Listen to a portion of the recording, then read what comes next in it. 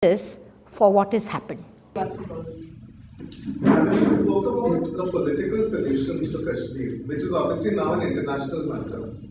Sometime back, many years back, one idea was mooted, which was of course not acceptable to either to India or Pakistan, was the division of Kashmir. That is, the Jammu division and Ladakh remains with India, whereas the Valley and the northeastern agency, which is with Gilgit and all that, which is already part of POK, goes to Pakistan. Do you think that would be a workable solution? No, people of Jammu Kashmir have totally rejected it. So it is not for us to bring this about. No. What has been in the public domain is the formula on which there had been lot of discussion in the back channel during Musharraf, Manmohan Singh, that peace process. There were 4 points on which there had been a agreement, framework point.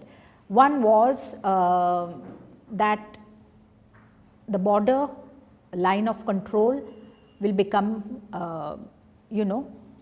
irrelevant, and there would be freer flow of people and trade and goods.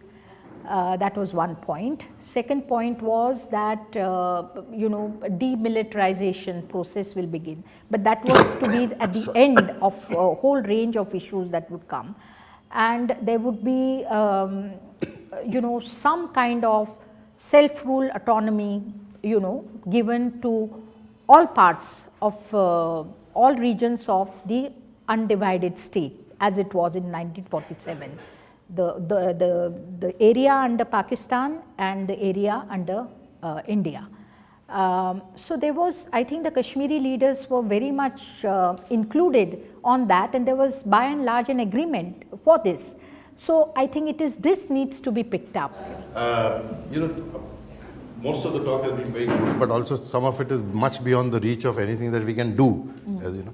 So tell us 1 or 2 or maximum 3 things that this group that gathered here today can do that would be at least a gesture that goes across empathy and sympathy and go home. You can issue a statement stating that you condemn the violence, or I don't know whether you want to say you condemn the violence, but you are extending your sympathies to the families of those who have lost their sons and daughters.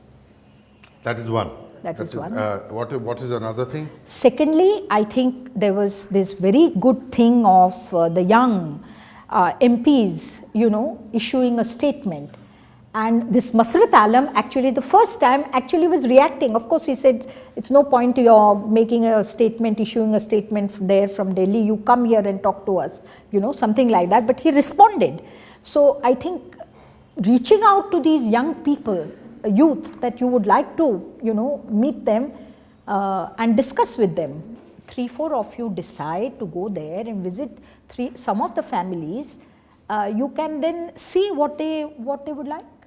Let us put it in practical terms. Okay. 4 लोग यहाँ से हवाई जहाज से उड़ के जाएंगे, वहाँ 2 रोज होटल में ठहरेंगे और उनसे मैं उतना पैसा अगर आपको दे दें और सिटीजन्स ऑफ पीस की तरफ से आप जाके उनको दे दें या सिर्फ एक मेंबर यहाँ से चला जाए, so that money is utilized more practically. Because I know some of the young men who were killed, they were the only bread winners of their families. So that is some practical solution. Yeah. If it is on a very small level also, it makes an impact that जितना हमारे से हो सका हमने किया.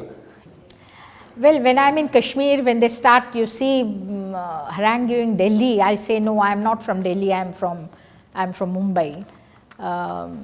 So I really expect Mumbai to respond to the present crisis, in some demonstrable way.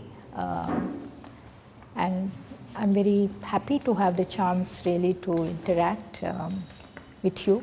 I have a broken arm, and so one Kashmiri friend asked me, have you done it in sympathy to our stone pelters? I said yes.